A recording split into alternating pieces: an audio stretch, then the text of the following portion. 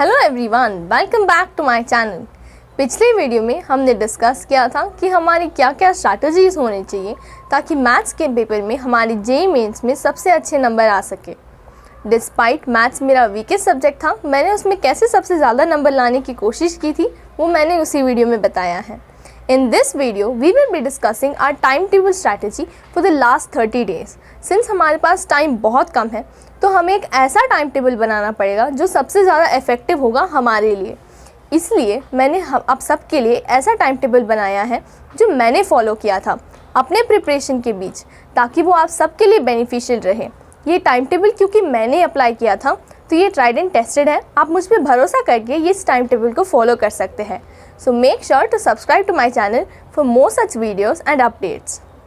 अगर आप मेरे इस टाइम टेबल को फॉलो करेंगे तो मैं आपको अश्योर कर सकती हूँ कि आपके जेईई मेंस में जितना आप एक्सपेक्ट करेंगे उससे भी ज़्यादा नंबर आएंगे। So first important point while making a timetable is dedicate more time. हम सब जानते हैं कि क्वालिटी सबसे ज़्यादा इम्पॉर्टेंट है क्वांटिटी के ऊपर भी, लेकिन जेईई के पेपर में जब हम पढ़ने बैठते हैं तो हमारे लिए क्वांटिटी भी सबसे ज़्यादा इम्पॉर्टेंट बन जाती है। क्यों? क्योंकि हम जितना ज़्यादा टाइम डेडिकेट करेंगे अपने प्रिपरेशन को उतना ही ज़्यादा से ज़्यादा हम प्रैक्टिस कर पाएंगे। क्योंकि अगर हमारे पास ज़्यादा टाइम होगा तो हम उसके लिए ज़्यादा टाइम डेडिकेट कर पाएंगे, चाहे वो पेपर सॉल्विंग के लिए हो सकता है या प्रैक्टिस के लिए हो सकता है या रिविज़न के लिए हो सकता है। तो इसलिए सबसे इम्पॉर्टेंट है डेडिकेशन ऑफ मोर टाइम। अगर आपके पास 24 आवर्स है, हम सब जानते हैं कि हम सबके पास 24 आवर्स है, तो लेकिन इसमें जो सबसे ज़्यादा जुडिशियस यूटिलाइजेशन कर लेता है अपने टाइम का वही सबसे ज़्यादा नंबर ला पाता है। सो जुडिशियस यूटिलाइजेशन मैं आपको इसी वीडियो में बताऊंगी कि कैसे करें अपने 24 आवर्स टाइम टेबल का, ताकि आपके जेईई मेंस में अच्छे से अच्छे नंबर आ सके। So first important thing is आप इसे ध्यान रखें कि आप कितने घंटे पढ़ सकते हैं। हर इंसान की कैपेबिलिटी अलग अलग होती है। शायद आपका 10 आवर्स हो सकता है, किसी का 12, किसी का 14 और किसी का 16 तक जा सकता है। लेकिन मैं सजेस्ट करूंगी कि आप मिनिमम 12 आवर्स ज़रूर डेडिकेट करें अपने जेईई के प्रिपरेशन के लिए, क्योंकि 12 आवर्स तो जेईई मांगता ही मांगता है।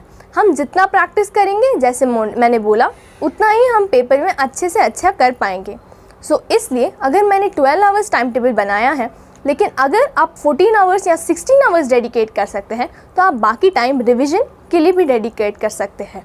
And in this video I will tell you how to do that. अब आपके पास सिर्फ और सिर्फ 30 दिन बचे हैं। So buck up your seat belts and start studying, क्योंकि अभी टाइम नहीं है। अगर आप इस टाइम पे नहीं पढ़ेंगे तो आप कभी नहीं पढ़ पाएंगे। यही सबसे ज़्यादा क्रूशियल टाइम है आपके प्रिपरेशन का। सो इस टाइम में आपको एक परफेक्ट टाइम टेबल ज़रूर बनाना चाहिए। Now let me tell you, हमारे पास 24 आवर्स है और अगर हम उसमें से 8 आवर्स स्लीप निकाल भी दें तो उसमें बच जाता है बाकी 16 आवर्स। मैंने मान रखा है कि आपका 4 आवर्स ब्रेक और कभी कभी वेस्टेज यानी कि खाना खाने में या किसी और चीज़ में चला जाएगा। सो आपके पास टोटल मैंने 12 आवर्स बचा के रखा है। हमें उस 12 आवर्स में इफ़ेक्टिव स्टडी करना पड़ेगा।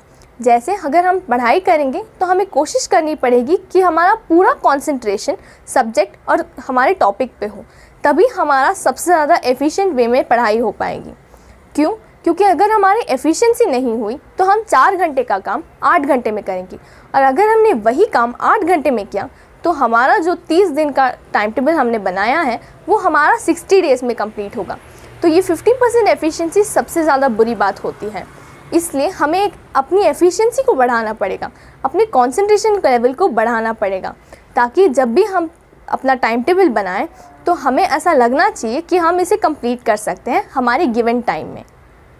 12 आवर्स सजेस्टेड है, बट अकॉर्डिंग टू योरसेल्फ आप इसे इंक्रीज़ कर सकते हैं। अगर आप हाई परफॉर्मेंस लेवल पे परफॉर्म करना चाहते हैं तो आप 16 आवर्स तक भी अपना टाइम टेबल ले जा सकते हैं, but make sure to take a lot of breaks during your studies. क्योंकि अगर हम ब्रेक्स नहीं लेंगे तो जैसे मैंने बोला हमारी एफिशिएंसी कम हो जाएगी, तो हमारी एफिशिएंसी घटते घटते 50% तक हो जाएगी, जो कि सबसे ज़्यादा बुरी है। अगर हम किसी काम को जल्दी जल्दी ख़त्म करें तो हमारे दिमाग में एक कॉन्फिडेंस भी बढ़ जाता है कि हमने एक काम ख़त्म कर लिया, तो हमारा काफ़ी कम स्लॉट बचा हुआ है। इससे हमारा कॉन्फिडेंस भी बढ़ेगा और यही हमारे जेईई के पेपर में सबसे ज़्यादा मदद भी करेगा।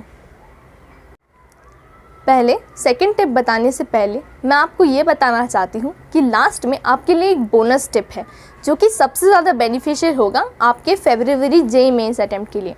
सो make sure to watch the whole video so that you do not miss out on any of these tips. तो हमारा सेकंड टिप है do a lot of papers. Yes, paper solving बहुत ही ज़्यादा इंपॉर्टेंट है। ये मैटर नहीं करता कि आप कौन से पेपर सॉल्व करें, मैं सजेस्ट यही करती हूँ कि आप प्रीवियस ईयर क्वेश्चंस या एनटीए अभ्यास आपके क्वेश्चन सॉल्व करें। प्रीवियस ईयर क्वेश्चंस में आपको ज़्यादा फोकस करना चाहिए 2019-2020 के पेपर्स, क्योंकि यही सबसे ज़्यादा इम्पॉर्टेंट है। आपको ऐसा लगेगा कि हमारे पैटर्न के हैं और ये सिंस ये नए हैं तो आपके सिलेबस से थोड़ा बहुत ज़्यादा मैच हो जाएंगे, इसलिए आपको 2019 एंड 2020 इन सब के पेपर्स सॉल्व करने चाहिए। एंड जितना ज़्यादा आप सॉल्व करेंगे उतना ज़्यादा बेनिफिशियल होगा आपके लिए, क्योंकि practice makes a man perfect. Practice इतना इम्पॉर्टेंट है हम सब जानते हैं, लेकिन हम सब इसमें कम रह जाते हैं क्योंकि हम ज़्यादा प्रैक्टिस नहीं करते हैं। प्रैक्टिस हमारे लिए सबसे ज़्यादा इम्पॉर्टेंट इसलिए है क्योंकि कभी आपने एक्सपीरियंस किया होगा कि फॉर्मूला भी हमें प्रैक्टिस करते करते याद हो जाते हैं। भले ही आपने वो फॉर्मूला याद ना किया हो अलग से, लेकिन अगर आपने फॉर्मूला पेपर में लगाना पड़ा और आप ऑटोमेटिकली वो फॉर्मूला लगा लेते हैं। ये इसलिए होता है क्योंकि वो फॉर्मूला हमारे दिमाग में इतने अच्छे से बैठ चुका होता है हमारे प्रैक्टिस की वजह से। तो अगर आपको पूरा पेपर ऐसे ही सॉल्व करना है तो आपको मेक श्योर करना होगा कि आप सबसे ज़्यादा प्रैक्टिस करें। तो make sure to solve a lot of paper before your exam, ताकि आपके जेईई मेंस में सबसे ज़्यादा अच्छे नंबर आ सके। मैं आपको बताऊँगी कि कैसे अपने टाइम को डिवाइड करेंगे ताकि आप सबसे ज़्यादा पेपर सॉल्व कर सकें अपने इस टाइम टेबल में। थर्ड इम्पॉर्टेंट टिप है कि हमें अपना मिस्टेक एनालिसिस करना चाहिए। मैंने इसे सबसे ज़्यादा अपने पेपर में अप्लाई किया था। जैसे हमारी स्ट्रैटेजी होती है, हम कई बार पेपर तो सॉल्व कर लेते हैं लेकिन फिर से हम उस पेपर को वापस मुड़ के नहीं देखते। ये हमारी सबसे ज़्यादा बड़ी गलती होती है। मैंने जो टाइम टेबल बनाया है आपके लिए, उसमें पेपर एनालिसिस सबसे महत्वपूर्ण एस्पेक्ट है। So make sure to follow that time table ताकि आपका जेईई प्रिपरेशन कहीं पे भी लैक ना हो। मिस्टेक एनालिसिस बहुत इंपॉर्टेंट है क्योंकि अगर आपको पता ही नहीं है कि आपने कौन सा मिस्टेक किया है तो आप कैसे उस मिस्टेक को सुधारेंगे। आपको ऐसे कोशिश करनी चाहिए कि आप अपने पेपर एनालिसिस करते वक्त अपने सारे मिस्टेक्स को एक पेपर पे लिख डालें और उसे बार बार रिवाइज़ करें, ताकि आपको पता चले कि ये मेरा टॉपिक, इस टॉपिक में से मेरा क्वेश्चन गलत हुआ है, तो इसी टॉपिक में से अगर मैं ज़्यादा क्वेश्चंस गलत करूँगा तो मेरे नंबर कट जाएंगे। इसलिए आपको वो टॉपिक रिवाइज़ करते रहना है ताकि आपको ऐसा लगे कि आपके पास टाइम कम है तो आपको रिवाइज़ करते रहना चाहिए वो टॉपिक्स जो आपके वीक हैं। So make sure to do revision and mistake analysis. अब हम बात करते हैं अपने टाइम टेबल की। मैंने हमारे व्यूअर्स को 2 कैटेगरी में डिवाइड किया है क्योंकि मैंने एक पोल रेस किया था कि आप कितने घंटे पढ़ते हैं और आपका रिवीजन यानी कि सिलेबस कितना पूरा हो चुका है। तो मुझे पता चला कि कईयों का रिवीजन ख़त्म नहीं हुआ है और कईयों का तो सिलेबस भी ख़त्म नहीं हुआ है। इसलिए मैंने उनके लिए भी, और जिनका रिवीजन और सिलेबस दोनों ख़त्म हो चुके हैं, उनके लिए भी एक टाइम टेबल बनाया है। तो दोनों टाइम टेबल आपको डिसाइड करना है कि आप कौन से कैटेगरी में आते हैं और आपको पता करना है कि आप कौन सा टाइम टेबल फॉलो करेंगे। तो पहला टाइम टेबल है वो जिन्होंने अपना सारा सिलेबस ख़त्म करके रखा है। वो क्या करेंगे, वो रोज़ 2 पेपर लगाएंगे। 2 पेपर आपको ऐसा लगता होगा कि बहुत ज़्यादा है, आपको ऐसा भी लगता होगा कि शायद हम अपना टाइम में नहीं कर पाएंगे, बट रिमेंबर 2 पेपर 6 आवर्स के होते हैं। अगर हम अपने 16 आवर्स की स्टडी में 6 आवर्स निकाल भी दें सिर्फ पेपर सॉल्विंग के लिए, तो हमारे पास 10 आवर्स बच जाते हैं। सो आपको मेक श्योर करना है कि आप 2 पेपर करें ही करें। मैंने यही किया था अपनी प्रिपरेशन में, सो आपको भी यही फॉलो करना चाहिए अगर आपको सबसे ज़्यादा नंबर लाने हैं जेईई मेंस में। क्यों? क्योंकि पेपर सॉल्विंग बहुत ज़्यादा इम्पॉर्टेंट है, क्योंकि पेपर सॉल्विंग से हमें एक आइडिया लग जाता है फाइनल पेपर का। हमें ऐसा लगेगा कि हमने फाइनल पेपर के लिए प्रिपरेशन कर लिया है, तो आपका कॉन्फिडेंस लेवल बहुत हाई चला जाएगा। So make sure to solve at least 2 papers. अब वो बात करते हैं जिन्होंने हमारा पेपर सॉल्विंग के लिए रेडी नहीं है, यानी कि वो लोग जिनका सिलेबस कंप्लीट नहीं हुआ है। सो आपको क्या करना पड़ेगा, आपको लगेगा कि आपको पेपर करने की ज़रूरत नहीं है क्योंकि आपका सिलेबस कंप्लीट नहीं है, but let me tell you, ये सबसे ज़्यादा बड़ी गलती होती है हमारी। क्यों? क्योंकि अगर हम पेपर ही सॉल्व नहीं करेंगे तो हमें कभी भी पता नहीं चलेगा कि हम कहाँ गलत कर रहे हैं। सो इसलिए मैं आप लोगों के लिए सजेस्ट करूँगी कि आप एटलीस्ट एक पेपर लगाए ही लगाएं, क्योंकि उस पेपर से आपको आइडिया लगेगा कि आपके कौन से टॉपिक्स वीक थे। कई बार ऐसा होता है कि हम किसी टॉपिक को अपना स्ट्रॉन्ग टॉपिक समझते हैं, लेकिन एग्ज़ाम में हमारा पेपर में से वो सवाल हमसे बनता ही नहीं है। तो इसलिए हमें सबसे ज़्यादा कोशिश करनी चाहिए कि हम एटलीस्ट 1 पेपर लगाएं, ताकि हमें हमारे प्लस पॉइंट्स और माइनस पॉइंट्स पता चले। अब बात करते हैं हमारा बोनस स्टेप, जो कि मैंने आपको वीडियो के स्टार्टिंग में प्रॉमिस किया था। बोनस स्टेप ये है कि हमें कभी कभार ऐसा लगता है पेपर सॉल्विंग के वक्त कि ये पेपर बहुत ही ज़्यादा मुश्किल है, शायद मुझसे ये पेपर नहीं हो पाएगा, तो हमें बहुत ज़्यादा डिप्रेसिंग लगता है। मैं भी कई बार इससे बहुत ज़्यादा डिस्टर्ब हो जाती थी। तो मैं क्या करती थी, मैं अपनी बुक को बंद कर ली थी और मैं सॉल्यूशन देखती। सॉल्यूशन देखने के बाद मैं सॉल्यूशन को सीख लेती। अगर सॉल्यूशन मैंने सीख लिया और उसे वहीं पे छोड़ दिया तो ये हमारी सबसे ज़्यादा बड़ी गलती होगी। क्यों? क्योंकि अगर हमने सीखा और वो हमें याद ही नहीं रहा तो उसका क्या फ़ायदा। तो आपको कोशिश करनी है उसे याद रखने के लिए कि आप उसे प्रैक्टिस करें। तो अगर आपने सवाल को सीख लिया तो आप सवाल को बंद करेंगे और उसके बाद सवाल को एक और बार लगाएंगे विदाउट सीइंग द सॉल्यूशन। अगर आपने इस बार सॉल्यूशन नहीं देखा और आपने खुद से सॉल्व कर लिया तो आप इसे अपना विक्ट्री समझ सकते हैं, क्योंकि आपने सॉल्यूशन को बिना देखे अपना पेपर का जो सवाल आपको नहीं बना था वो आपने सॉल्व कर लिया। भले ही आपने सॉल्यूशन देखा हो स्टार्टिंग में, लेकिन you have made sure that you have learn the solution. तो ये हमारा बोनस टिप था कि आपको ये फॉलो करना चाहिए ताकि आपकी जेईई मेंस में सबसे अच्छे नंबर आ सकें। तो अगर आपको भी कभी कभी लगता है कि पेपर मुश्किल है, मुझसे नहीं हो पा रहा है, या मैं क्या कर रही हूँ, शायद मुझसे ये नहीं हो पाएगा, या आप कभी भी डिस्टर्ब हो जाए, so make sure to follow this bonus tip. ये सबसे ज़्यादा बेनिफिशियल रहा है मेरे प्रिपरेशन में।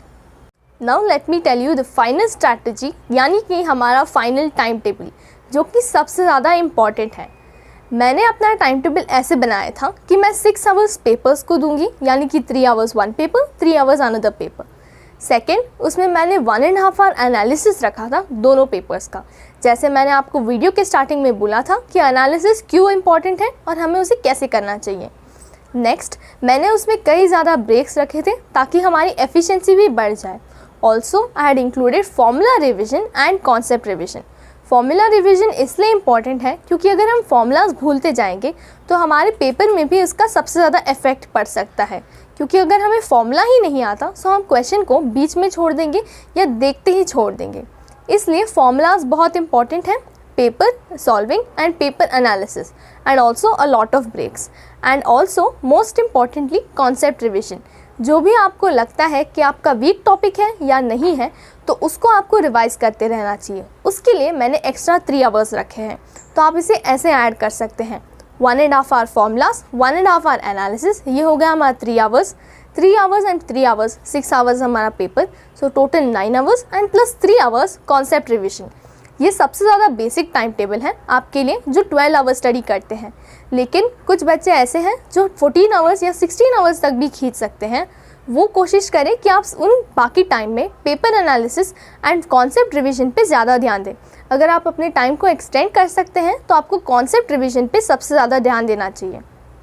अब आप सोच सकते हैं कि 1.5 आवर पेपर एनालिसिस ज़्यादा तो नहीं हो गया, बट आपको मेक श्योर करना है कि आप पेपर एनालिसिस करें ही करें। क्यों? क्योंकि पेपर एनालिसिस एक तरह से रिवीजन ही तो होता है। जब आप पेपर एनालाइज करते हैं तो आपको पता चलता है आपकी क्या गलतियाँ होती हैं, आप उसमें रिवाइज़ करेंगे तो वो भी एक नॉर्मल रिवीजन जैसा ही होगा। वो भी आपकी मदद करेगा अपने कॉन्सेप्ट एंड टॉपिक रिवीजन में, जो कि सबसे ज़्यादा इम्पॉर्टेंट है। हम कई बार प्रैक्टिस करते करते ये भूल जाते हैं कि हमारे कॉन्सेप्ट्स भी कहीं ज़्यादा वीक हैं, तो हमें अपने कॉन्सेप्ट्स पे भी ध्यान देना चाहिए। ये मदद करेगा हमारा पेपर एनालिसिस, क्योंकि paper analysis is the best thing to do after paper. अब उन बच्चों की बात करते हैं जिन्होंने सिलेबस कंप्लीट नहीं किया है। तो आप क्या करेंगे कि आपका जो वो 2 पेपर्स का स्लॉट है, 3 आवर्स एंड 3 आवर्स, आप क्या करेंगे, एक 3 आवर्स के स्लॉट में आप रिवीजन रखेंगे। आप क्या करेंगे, सिंस आपका सिलेबस कंप्लीट नहीं हुआ है तो आप वो ईज़ी-किल टॉपिक्स उठाएंगे जो आपके सबसे ज़्यादा जल्दी ख़त्म हो सकते हैं। मैंने आपका काम आसान कर दिया है। मैंने ऑलरेडी सॉर्ट आउट करके रखा है कि कौन से ईज़ी-किल टॉपिक्स हैं। इसका लिंक मैं डिस्क्रिप्शन में दे दूँगी। Make sure to watch that video ताकि आपके ईजी किल टॉपिक्स ना छूटें, क्योंकि जेईई मेंस में कई बार ऐसा होता है कि कुछ टॉपिक्स हैं जिन्हें ख़त्म करने में हमें शायद आधा दिन भी नहीं लगेगा, लेकिन वो टॉपिक्स हमें 4 नंबर ला के दे सकते हैं। So we should make sure ना कि हम वो स्किप ना करें।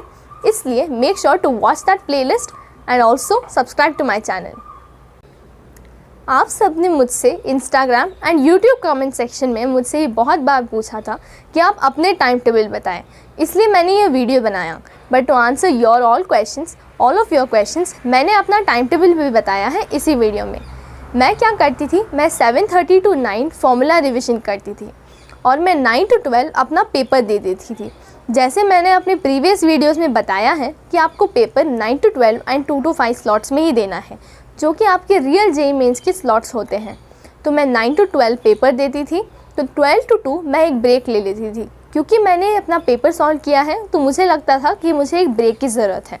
अगेन मैं 2 to 5 दूसरा पेपर सॉल्व करती। अब मैं सॉल्व करने के बाद 5:30 तक एक ब्रेक ले लेती।